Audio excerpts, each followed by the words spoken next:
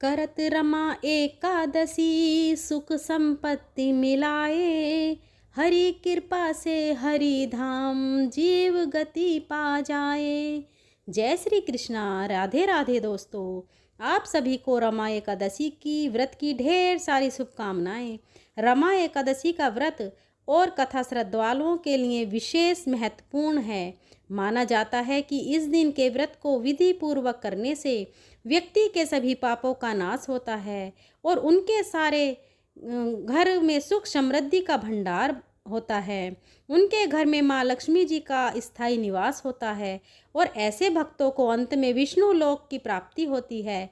इस दिन भगवान विष्णु और माता लक्ष्मी जी की पूजा करने से भक्तों के सभी कष्टों का अंत होता है, भक्तों को अपार सुख की प्राप्ति होती है। और यह व्रत खास तौर पर उन सभी भक्तों के लिए महत्वपूर्ण है जो जीवन के कठिन समय में भगवान की शरण में आकर उनके आशीर्वाद की आकांक्षा रखते हैं। आइए प्रिय श्रोताओं, हम सब मिलकर भगवान श्री लक्ष्मी नारायण का माता लक्ष्मी जी का ध्यान करते हुए रमा एकादशी की इस पवित्र कथा का श्रवण करें और भगवान विष्णु तथा माता लक्ष्मी जी के दिव्य आशीर्वाद से अपने जीवन को साकार करें। प्रेम से बोलिए श्री लक्ष्मी नारायण भगवान की जय, लक्ष्मी माता की जय, तुलसी माता की जय। रमा एकादशी को भी रंभा एकादशी के नाम से भी जाना जाता है और रंभा भी माँ लक्ष्मी जी का ही नाम है। रमा एकादशी का व्रत करने से समस्त पाप नष्ट हो जाते हैं। एकादशी की कथा सुनने मात्र से वाप्य यज्ञ का फल प्राप्त होता है। जो फल सूर्य और चंद्र ग्रहण पर कुरुक्षेत्र और काशी में स्नान करने से दान करने से मिलता है, वह फल विष्णु भगवान के आज के पूजन से सहज ही प्राप्त हो जाता है। संसार रूपी भंवर में फंसे हुए मनुष्यों के लिए इस एकादशी व्रत और भगवान विष्णु का पूजन अत्यंत आवश्यक है। स्वयं भगवान ने यही कहा है कि रमा एकादशी व्रत से जीव की योनि को प्राप्त नहीं होता। एकादशी के दिन भक्ति पूर्वक तुलसी दल भगवान विष्णु को अर्पण करने से इस संसार के समस्त पापों से मुक्ति मिलती है। विष्णु भगवान रत्न मोती मणि और आभूषण आदि से इतने प्रसन्न नहीं होते जितने तुलसी दल से प्रसन्न हो जाते हैं। और रमा एकादशी का व्रत करने से ब्रह्मा हत्या आदि पाप भी नष्ट हो जाते हैं। एक बार धर्मराज युधिष्ठिर ने भगवान श्री कृष्ण से कहा, हे भगवान, कार्तिक कृष्ण पक्ष एकादशी का क्या नाम है, इसकी विधि क्या है और इसके करने से क्या फल प्राप्त होता है, सो आप हमें कहकर सुनाइए। धर्मराज, कार्तिक कृष्ण पक्ष की एकादशी का नाम रमा है। ये बड़े बड़े पापों का नाश करने वाली है। इसका महात्म्य मैं तुमसे कहता हूँ, ध्यान पूर्वक सुनो। हे राजन, प्राचीन काल में मुक्षुक नाम का एक राजा था। उसकी देवराज इंद्र के साथ मित्रता थी, साथ यम, कुबेर, वरुण और विभीषण से भी उसकी मित्रता थी। वह राजा बड़ा धर्मात्मा, विष्णु भक्त और न्याय के साथ राज्य करता था। उस राजा की एक कन्या थी जिसका नाम चंद्रभागा था। उस कन्या का विवाह चंद्रसेन के पुत्र शोभन के साथ हुआ। एक समय वह शोभन ससुराल आया। उन्हीं दिनों जल्दी ही पुण्यदिनी एकादशी अर्थात रमा एकादशी भी आने वाली थी। जब व्रत का दिन समीप आ गया तो चंद्रभागा के मन में अत्यंत सोच उत्पन्न हुआ कि मेरे पति तो अत्यंत दुर्बल हैं और मेरे पति की आज्ञा तो कठोर है, मेरे पिता की आज्ञा तो कठोर है। दशमी को राजा ने ढोल बजवाकर सारे राज्य में यह घोषणा कर दी कि एकादशी को भोजन नहीं करना चाहिए। ढोल की घोषणा सुनते ही शोभन को बड़ी चिंता हुई। उसने अपनी पत्नी से कहा कि हे प्रिय, अब मुझे क्या करना चाहिए, क्योंकि मैं तो किसी भी प्रकार भूख प्यास सहन नहीं कर सकूंगा।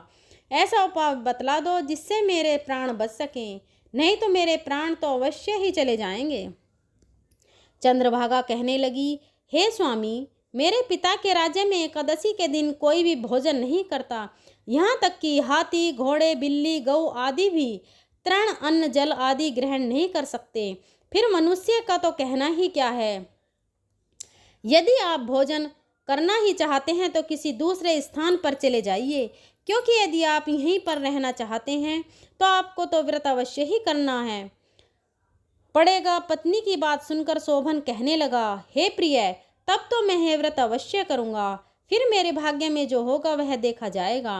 मन में ऐसा विचार कर शोभन ने एकादशी का व्रत रख लिया और वह भूख और प्यास से अत्यंत पीड़ित होने लगा।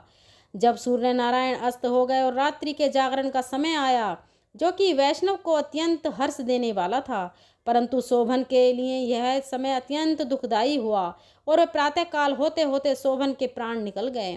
तब राजा ने सुगंधित काष्ठ से उसका दाह संस्कार करवाया, परंतु चंद्रभागा ने अपने पिता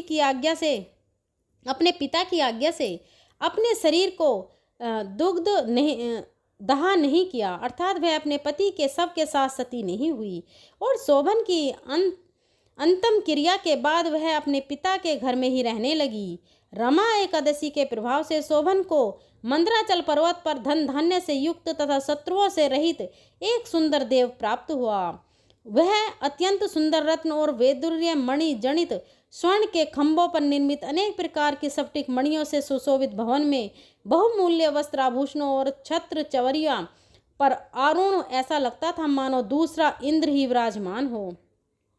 फिर एक समय मुकुंद नगर में रहने वाला एक शर्मा नामक ब्राह्मण तीर्थ यात्रा करता हुआ घूमता घूमता उधर ही पहुंच गया। फिर उसने शोभन को पहचान कर कि यह तो राजा का दामाद है, उसके निकट गया। शोभन भी उसे पहचान कर अपने आसन से उठकर उसके पास आया और प्रणाम आदि करके कुशल प्रसन्न किया। तब ब्राह्मण ने कहा कि राजा मुकुंद और उनकी पत्नी कुशल से हैं, नगर में सब प्रकार से कुशल हैं, परंतु हे राजन, यह सब देखकर हमें तो अत्यंत आश्चर्य हो रहा है। आप अपना वृतांत कहिए कि ऐसा सुंदर नगर जो ना कभी देखा है ना कभी सुना है, आपको कैसे प्राप्त हो गया। तब शोभन बोला कि कार्तिक कृष्ण पक्ष की रमा एकादशी का व्रत करने से मुझे यह नगर प्राप्त हुआ, परंतु यह स्थिर है, यह स्थिर हो जाए ऐसा कोई उपाय कीजिए। तब ब्राह्मण ने कहा, राजन, यह स्थिर क्यों नहीं है और कैसे स्थिर हो सकता है, आप ही बताइए, फिर मैं अवश्य ही वह उपाय करूँगा। मेरी इस बात को आप झूठ मत समझिए। तब शोभन ने कहा कि मैंने इस व्रत को श्रद्धा रहित होकर किया है, अतः यह सब कुछ अस्थिर है। यदि आप मुच्छुक की कन्या चंद्रभागा को यह सब वृतांत कहें तो यह स्थिर हो सकता है। ऐसा सुनकर श्रेष्ठ ब्राह्मण ने अपने नगर लौटकर चंद्रभागा से सब वृतांत कह सुनाया। ब्राह्मण के वचन सुनकर चंद्रभागा बड़ी प्रसन्नता से ब्राह्मण से कहने लगी कि हे ब्राह्मण, यह सब बातें आपने प्रत्यक्ष देखी हैं या फिर स्वप्न की बातें कर रहे हैं। ब्राह्मण ने कहा, पुत्री, मैंने महावन में तुम्हारे पति को प्रत्यक्ष देखा है, साथ ही किसी से विजय ना हो ऐसा देवताओं के नगर के समान उसका नगर भी देखा है। उन्होंने यह भी कहा कि यह स्थिर नहीं है, जिस प्रकार वह स्थिर रह सके ऐसा उपाय करना चाहिए। तब चंद्रभागा कहने लगी, हे विप्र, आप मुझे वहाँ ले चलिए, मुझे पतिदेव के दर्शन की तीव्र इच्छा है। मैं अपने किए हुए पुण्य से उस नगर को स्थिर बना दूंगी। आप ऐसा कार्य की जिससे उनका हमारा सहयोग हो सके, क्योंकि वियोगी को मिला देना महापुण्य है। सोम शर्मा यह बात सुनकर चंद्रभागा को लेकर मंदराचल पर्वत के समीप वामदेव ऋषि के आश्रम पर गया। वामदेव जी ने सारी बात सुनकर वेद मंत्रों के उच्चारण से चंद्रभागा का अभिषेक कर दिया। तब ऋषि के मंत्र के प्रभाव और एकादशी के व्रत से चंद्रभागा का शरीर दिव्य हो गया और वह दिव्य गति को प्राप्त हुई। इसके बाद बड़ी प्रसन्नता के साथ अपने पति के निकट गई। अपनी प्रिय पत्नी को आते देखकर शोभन अति प्रसन्न हुआ और उसे बुलाकर अपनी बाईं तरफ बिठा लिया। तब चंद्रभागा कहने लगी, हे प्राणनाथ, आप मेरे पुण्य को ग्रहण कीजिए। अपने पिता के घर पर जब मैं 8 वर्ष की थी तब से विधि पूर्वक एकादशी के व्रत को श्रद्धा पूर्वक करती आ रही हूँ। इस पुण्य के प्रताप से आपका यह नगर स्थिर हो जाएगा तथा समस्त कर्मों से युक्त होकर प्रलय के अंत तक रहेगा। इस प्रकार चंद्रभागा दिव्य आभूषणों और वस्त्रों से सुसज्जित होकर अपने पति के घर प्रेम और आनंद पूर्वक रहने लगी। भगवान श्री कृष्ण कहते हैं, हे राजन, यह मैंने रमा एकादशी का महात्म कहा। जो मनुष्य इस व्रत को करते हैं उनके ब्रह्मा हत्या आदि समस्त पाप नष्ट हो जाते हैं।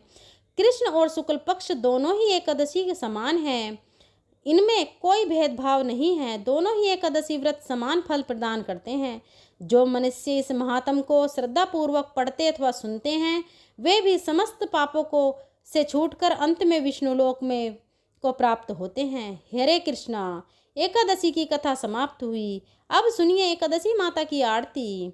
ओम जय एकादशी माता मैया, जय एकादशी माता। माँ विष्णु पूजा व्रत को धारण कर सकती, मुक्ति पाता। ओम जय एकादशी माता। माता तेरे नाम गिना देवी भक्ति प्रदान करी, गण गौरव की देनी माता शास्त्रों में वर्णी। ओम जय एकादशी माता। माता मार्गशीर्ष के कृष्ण पक्ष की उत्पन्ना, विश्वतारण जनमी शुक्ल पक्ष में हुई, मोक्षदा मुक्तिदाता बन आई। जय एकादशी माता। माता पोष के कृष्ण पक्ष की सफला नामक है, शुक्ल पक्ष में होई पुत्र दा आनंद अधिक रहे। ओम जय एकादशी माता। माता नाम सट तिलाम माघ मास में आए, कृष्ण पक्ष आवे शुक्ल पक्ष में जया कहावे, विजय सदा पावे। जय एकादशी माता। विजया फागुन कृष्ण पक्ष में शुक्ला आमल की, पाप मोचनी कृष्ण पक्ष में चैत्र महाबल की। ओम जय एकादशी माता। चैत्र शुक्ल में नाम कामदा देने वाली, नाम बरथनी कृष्ण पक्ष में बैसाख महावाली। ओम रमा एकादशी माता। जय एकादशी माता। शुक्ल पक्ष में होए मोहिनी, अपरा ज्येष्ठ कृष्ण पक्ष नाम निर्जला सब सुख करनी, शुक्ल पक्ष रखी की। जय एकादशी माता। योगिनी नाम आषाढ़ में जानो, कृष्ण पक्ष करनी, देवशयनी नाम कहायो, शुक्ल पक्ष धरनी। जय एकादशी माता। कामिका श्रावण मास में आवे, कृष्ण पक्ष कहिए, श्रावण शुक्ल होए पवित्र आनंद से रहिए। जय एकादशी माता। अजा भाद्रपद कृष्ण पक्ष की परिवर्तन शुक्ला, इंद्र अश्विन कृष्ण पक्ष में व्रत से भवसागर निकला। जय एकादशी माता। माता पापा कुंसा है, शुक्ल पक्ष में आप हरण हारी राम का, तिक में आवे सुखदायक भारी। ओम जय एकादशी माता। देव उत्थान शुक्ल पक्ष की, दुख नाशक मैया पावन वास, करूं विनती पार करो नैया। ओम जय एकादशी माता। परमा कृष्ण पक्ष में होती जन मंगल करनी, शुक्ल पक्ष में होए पद्मनि दुख हृदय। ओम जय एकादशी माता। जो कोई आरती एकादशी की भक्ति सहित गावे, जन गुरु दिता स्वर्ग का वास निश्चय। वह पावे। ओम जय एकादशी माता मैया, जय एकादशी माता मैया, ओम जय एकादशी माता। जय लक्ष्मी नारायण भगवान की जय, तुलसी माता की जय, एकादशी माता की जय। अगर आपको हमारी यह वीडियो पसंद आई हो तो हमारी वीडियो को लाइक कीजिए और हमारे चैनल को सब्सक्राइब करिए। और जो हमारे बोलने में अगर त्रुटि हुई हो तो उसके लिए हम माफ़ी चाहते हैं। धन्यवाद।